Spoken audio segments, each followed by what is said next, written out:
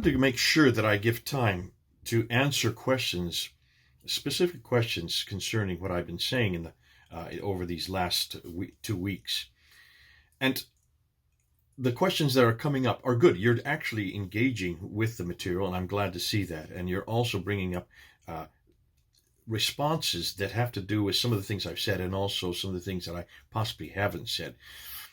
And here's a question that is along that lines. It's done by Fareed Halteh. I assume, Fareed, that you are a Muslim. And you say, let me go ahead and quote this verbatim. Some of the Quranic stories do seem to be real events that happened with the real person called Muhammad during his lifetime. For example, when we look at Surah Kauthar, which is Surah 108, the shortest surah of the Quran, we find Muhammad's God, that's Allah, directly attacking a man who told Muhammad that he does not have any male children. Now, Surah 108 doesn't say that. It just says that he's condemning this man to hell. It doesn't even say what the reason is for. The tafsir, the traditions, unpack that and possibly mention that it's because Muhammad doesn't have any male children. You go on to say the other shocking surah is Surah AL Massad 111, in which he directly attacks Abu Lahab, his uncle, condemning him to hell. And I'm kind of sad to... Well, okay, what is specific about that? Why is that somehow something that's not found right through the Quran? I think the Quran is full of reference after reference after reference, condemning this person and that person, the pagans, the Jews, all these other people who do not follow Muhammad and do not support him, to hell. So that should not be new. I don't know why that's part of your argument. But then you go on to say, these surahs seem to relate to day-to-day events in the Prophet's life. I do not contend that Muhammad might be a later redaction. Maybe there was a historical person who, with a cult following in Arabia, and then Islam was built around this man.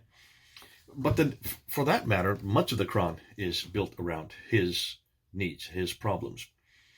And so I can understand then why this might look like it's so specific. It's dealing with one man. It's talking about his hatred or the fact that he's condemning these people to hell. So how could that not be true? Or how could we say this is a later redaction? And if it's so, it would still be a redaction of this Muhammad. The problem is redaction by definition means it comes from much later, put on to someone who is much, much earlier. In this case, the traditions, which only begin to appear with Ibn Ishaq in 765, though we don't have his material. So I always say Ibn Hisham 833. Now, I am not at all suggesting that these stories about Muhammad have not been concocted and put together by later redactors. That's understandable. Remember, once Muhammad was chosen in the late 7th century by Abdul Malik, he put his name on the Dome of the Rock. He introduced his name on the coins. He introduced his name on the caliphal protocols. Once that had been done, they now had a prophet, and then they needed to have a revelation. And once the revelation starts to be put together, as we have said, the Quranic manuscripts do seem to appear from 705 and on, and they start to proliferate from that time. You then have to build a story around this man. So it stands to reason by the late 8th century, 765, this is starting to happen. But it's still not good enough. So another 50 years later, or even more, and in this case it'd be almost 78 years later, when Ibn Hisham finally writes it down in the form that he wants it, that's in the 9th century. Now you're starting to get the man and his story. So his story comes a good 100 to 130 years after the book that he supposedly was revealed was started to be concocted. We still don't even know when that book was finished. That's another $1 million question. But in that intervening 130 years, what do you think was happening? Who do you think? I mean, the point is, for over a century, they were concocting these stories and take one bit of story and applying it to another, and then other people would take this and then apply, and sometimes they would apply things to their own lives. So as storytellers start to retake these stories and orally send them on, and this is all done orally. This is not written down. That's why it's not written down. It's done orally by these qusas. These are the storytellers. They're well known as this. As they do, they start introducing even parts of their own story into the story. That would make sense because it lives it for themselves, and they can also relate to it much better, and so can their audience relate it. So that after a while, these get embellished, and then, as you can see, they finally get put into a written text in the early 9th century. Well, that's 200 to 300 years later. So from one man, possibly, who was named Muhammad, who they're saying, and he probably did live in the 7th century, to the pen of another, finally, 200 years later, we then get the man Muhammad today, what we're using today. But he has been embellished and proliferated and added upon right through that intervening 200 years. It's fascinating because this is referred, and Patricia Corona refers to this very thing. Let me just quote what Patricia Corona says. She says this about these storytellers, these qusas. And I quote from her. This is from 1987 in her book on Meccan trade and the rise of Islam, where it says, as storyteller followed upon storyteller, the recollection of the past was reduced to a common stock of stories, themes, and motifs that could be combined and recombined in a profusion of apparently factual accounts. Each combination and recombination would generate new details, and as spurious information accumulated, genuine information would be lost. In the absence of any alternative tradition, early scholars were forced to rely on the tales of the storytellers, as did Ibn Ishaq in 765, al-Waqidi in 835, and other historians, Ibn Hisham 833. It is because they relied on the same repertoire of tales that they all said such similar things. So Patricia Corona is admitting this. This is very true, and this is what you would expect if it's done orally. And remember, we have, and I've said this is the problem with the old Islamic traditions. They have all been passed down orally. Muslims admit that because Muslims are aware of the fact that they don't have anything written down until 833, and that every one of these akhbars, every one of these traditions has a list of names called isnad. The matan is preceded by the isnad, and the isnad are a list of names from which that story came through, and it came through many, many generations, many hands, and in every time you can see these are recombined, and new ideas were added, especially ideas that were specific to that person's life, like you're giving the example with Surah 108 and Surah 111, though they're not probably the best examples. Dr. Michael Cook says this.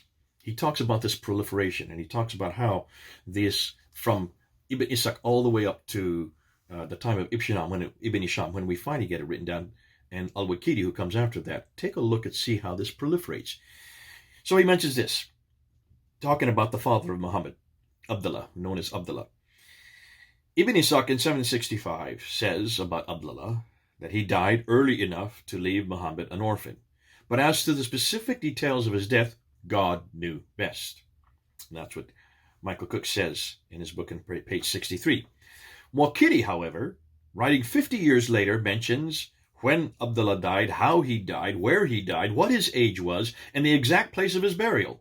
So according to Michael Cook, this evolution in the course of half a century from uncertainty to a profusion of precise detail suggests that a fair amount of what Waqidi knew was not knowledge. And I think, Halteh, that is the problem right here. You're bringing up a good point, and that's a very good point. And that is, why are these stories so specific, and why is it that there's so many that are personal, and why is it they deal with one man, Muhammad? Wouldn't they be true if they were so specific? Yes, exactly, especially if it's been embellished over the years, and if it has been added to, and if it also includes parts and areas of the person who's telling of their own life. I lived in West Africa with my wife for 5 years. We lived in the country of Senegal, in the city of Thiès, inland. And our next door neighbors were griots. Griots are the equivalent in West Africa to what the Qusas were back in the 8th and 9th century. In Arabia, they were storytellers. And these griots would go to these ingentes. These ingentes would be, whenever a child was born, they would have a baptism for the child. And they bring their drums, and they really hit their drums, and they're brilliant to listen to. And we would always be invited to these ingentes of our friends. And I remember as we would sit there, these griots would come up to us, and they would slap a 5,000 CFA, or CFA as they called it, note on our knee. And then they would start drumming their drums. And depending on what we did with that 5,000 CFA note, either if we left it on our knee, they would then give us a story about our history, and I would get stories about my history. But if we doubled it, if we put a 10,000 CFA, took the 5,000 and replaced it with the 10,000, doubled it, we would get a completely different story about my history. And it was fascinating. I, being an American, the only American there, I suddenly got a whole history. I had no idea that I was born, that my ancestry comes from Africa, or that my ancestors had a whole line of African great men of God and also great leaders. Because if I had doubled it, if I didn't double it, I would have all kinds of brigands and dacoits in my history. And this is well known in West Africa. It's almost like entertainment. And to keep from being embarrassed, you always doubled it or tripled whatever they put down, and that's how they made their money. Now, that's a tradition that continues even today. It's the same tradition you have with the Kusas. The Kusas would do the same thing. They would take a story, they would embellish it, depending on their hearers, depending on who was listening, depending on how much money they got. They would have all kinds of royalty in your family history. And if you didn't give them a lot of money, they would put an awful lot of robbers and dacoits and a lot of despicable people into your ancestry. If that's happening even today in the 21st century in places like West Africa, why are we surprised that this did not happen back in the 7th, 8th, and 9th century? Nothing has changed. Storytellers have always been around. Storytellers are made and known for that, and that's why I would not be surprised if many of these things are quite specific. And as they get, and the repertoire gets added to along the way, you can expect that much of that which is there, as Cook said, amounts to that which was not knowledge. It's not historical. It's not real knowledge. It's nothing more than cultural baggage, personal items that are added here and there just to liven it up and to make it more entertaining. Okay, I hope that helps. This is Jay then, over and out, talking about the Kusas and the griots in my office. God bless you. Let's go for the next question.